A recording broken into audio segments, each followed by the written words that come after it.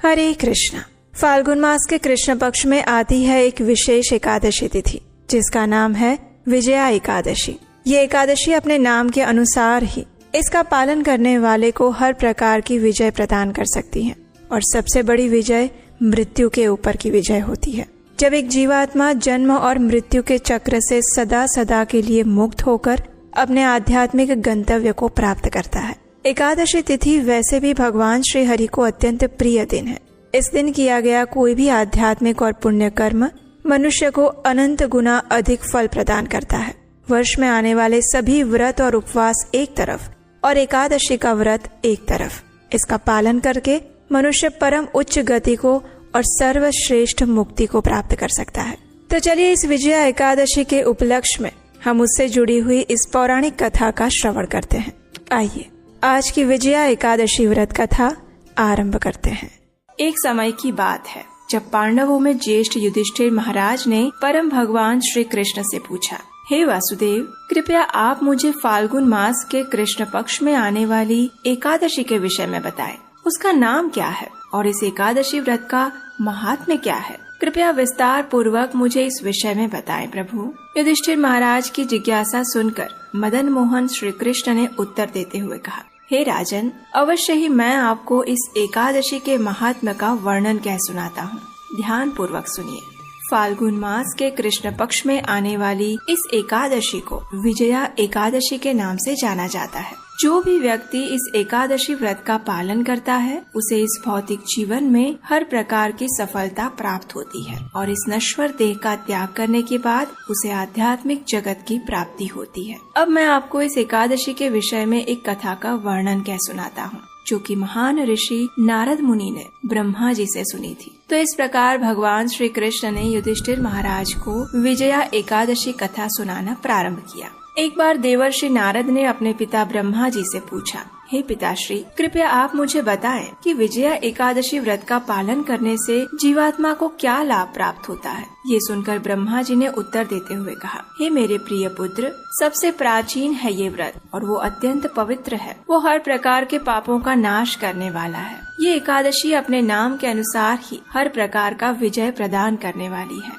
एक बार भगवान श्री रामचंद्र अपने भाई लक्ष्मण और भार्या श्री सीता माता के साथ वनवास के समय में पंचवटी में वास कर रहे थे। अब एक दिन क्या हुआ कि दुष्ट रावण ने माता सीता का अपहरण कर लिया और इस बात से अपनी मानव लीला निभाते हुए भगवान श्री राम सामान्य मनुष्य की तरह ही अत्यंत व्यथित हो उठे। जब वे माता सीता को खोज रहे थे उस समय उन्हें मार्ग में जटायु मिले, जिन्होंने किस प्रकार दुष्ट रावण ने माता सीता का अपहरण किया था उसका पूरा वृत्तांत कह सुनाया। उसके पश्चात जटायु वैकुंठ लोक में चले गए। कुछ समय पश्चात भगवान श्री रामचंद्र और वानरों के राजा सुग्रीव के बीच मित्रता स्थापित हुई, जिनके साथ मिलकर उन्होंने वानरों और भालुओं की एक बड़ी सेना तैयार की। श्री राम ने हनुमान को माता सीता की खोज करने के लिए लंका भेजा, जहां हनुमान ने माता सीता को भगवान श्री राम की अंगूठी दिखाई और उनका संदेश भी दिया। वापस आकर हनुमान ने अशोक वाटिका में दुखमय स्थिति में रह रही सीता माता की स्थिति का समाचार श्री राम को कह सुनाया और उसके पश्चात भगवान श्री रामचंद्र बिना विलंब किए शीघ्र ही दक्षिण के समुद्र की ओर निकल पड़े।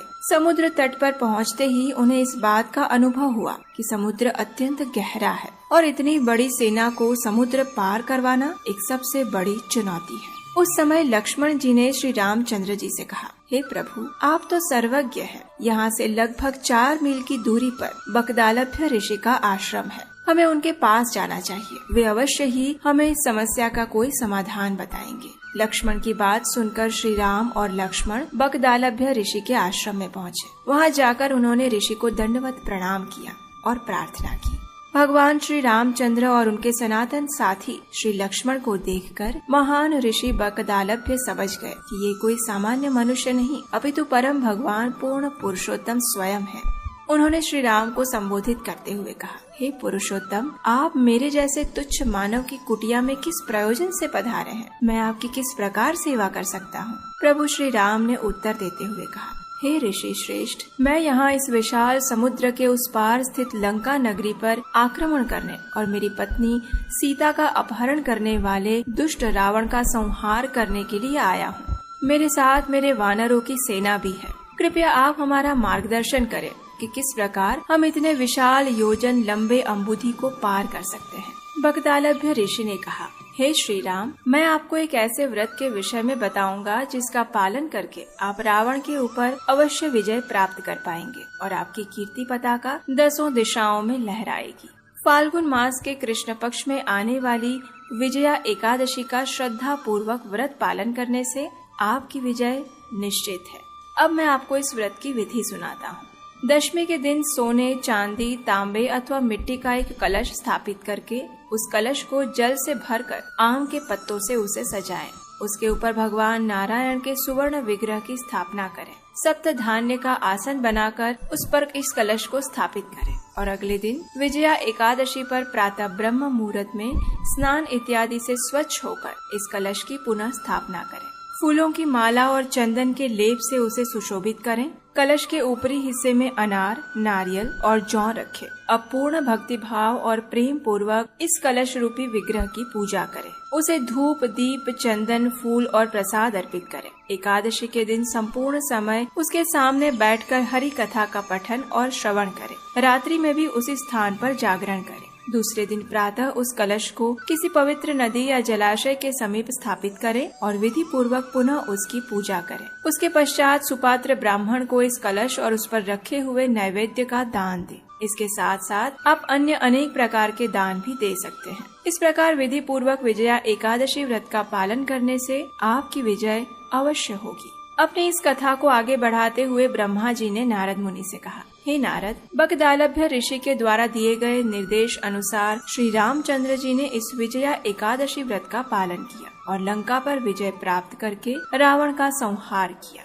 इसी प्रकार जो भी व्यक्ति इस विजया एकादशी व्रत का पालन करेगा उसे इस भौतिक जीवन में विजय और सफलता प्राप्त होगी और जीवन के अंत में उसे आध्यात्मिक गंतव्य भी प्राप्त होगा। ब्रह्मा जी और नारद मुनि के संवाद का समापन करते हुए भगवान श्री कृष्ण ने युधिष्ठिर